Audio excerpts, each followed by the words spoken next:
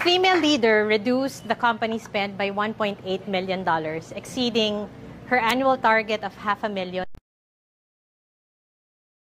President of Asia Pacific to be transactions manager for Asia Pacific Accounting Center. She did not have any accounting background. A female director was asked to have oversight for the biggest software engineering team in Manila for another US-based company. She did not major in any computer course. I decided to open my airtime today with two stories or scenarios that would hopefully bring into focus women in the workplace, and how at times they are at the core of opportunities, even in the most unconventional scenarios. While those are two true stories, there were also snippets of my professional journey. Not an accountant, never majored in any computer course. My course in college po was BS Hotel and Restaurant Administration. There, full disclosure. Diversity takes us back to the year 1960s, but we saw and realized the importance of it close to the year 2000s until inclusion joined the chat, approaching 2015. While most companies today champion D&I, the E for equity seems to be needing some focus and attention. Diversity is easier. It's convenient. You open the workforce to people from all sorts of walks of life, all sorts of gender, and then you welcome them to the company. It's easy and convenient because sometimes it also just takes building gender-neutral restrooms to make diversity pronounced in the workplace. Inclusion is extending opportunities and resources to both majority and minority groups of the organization in every aspect of the business. Equity, however, requires fair treatment and advancement of every individual regardless of gender. It deals with the most sensitive topics like salaries, compensation, growth, and career path, forging of career path of every individual in the organization. It becomes a little bit uncomfortable. I'm not here to talk about stats because we can watch the best speeches in YouTube all day. But today, I want us to ask ourselves, how do we really embrace equity? How do we take action for equity? So I will share with you my personal musings and personal learnings. Number one, mindset. You cannot practice what you don't believe in. When I was asked to perform roles outside my comfort zone, especially in teams that were male-dominated, I often found asking myself this question: why did my boss choose me over him? Not primarily to compare myself with a fellow leader of another gender, but more to ruminate on the rationale and the reasoning why I got handpicked amongst all the other candidates, and allowed the same realization to fan the flame in me and create positive difference.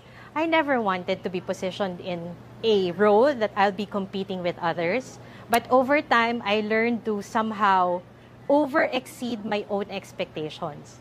And for that, I learned to keep a high bar for myself, right? And it's not easy. But this, I tell you, as long as you keep over-exceeding your goals, somebody will know. Sometimes it takes a while, but somebody will notice. I am perpetually grateful for my senior leaders, past and present, who actually took time to notice because of one reason. They believe in equity. Number two, mentoring. My favorite. Equity is not a one-off deal.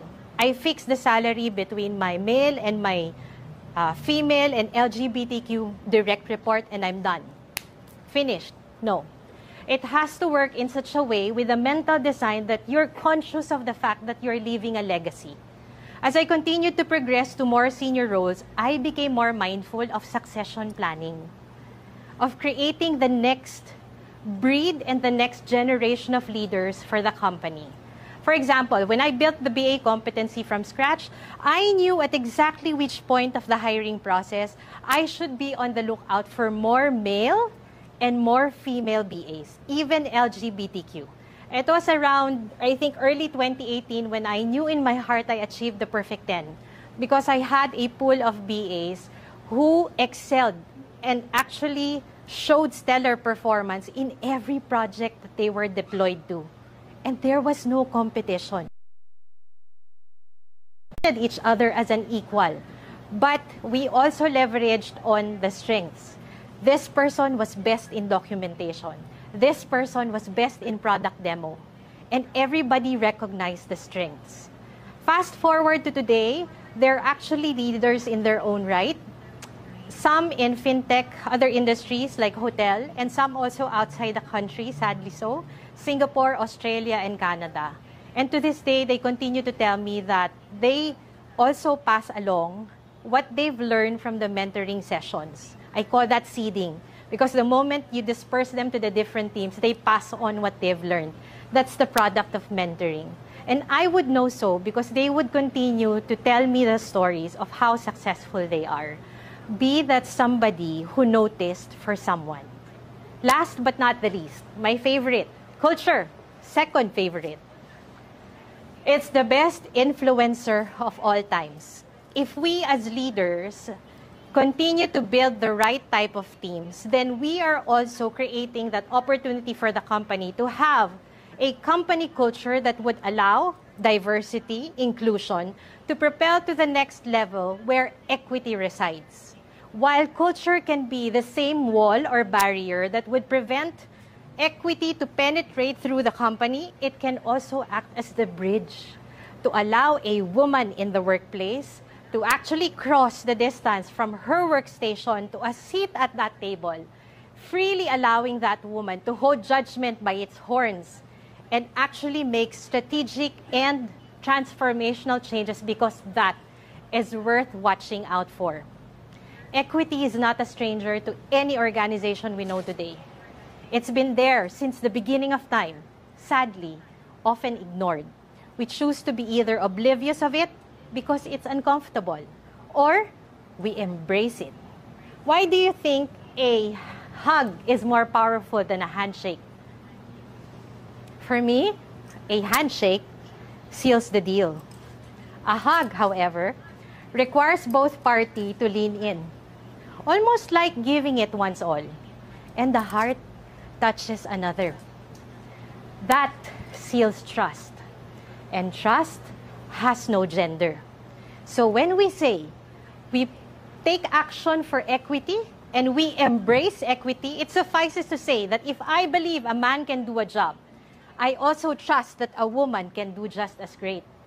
And for the same reason, they have to be compensated for the job accomplished, never for the gender. The moment I utter the word gender, I mean man, woman, LGBTQ++ included.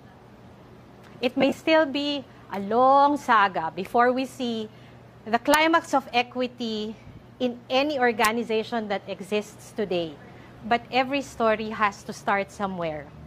I challenge every leader in the room today and those watching us virtually to make it to the company history, to create a dent in the industry, and to finally, somebody will tell the grad hire or the new hire someday that equity in this organization took its pivotal point with you.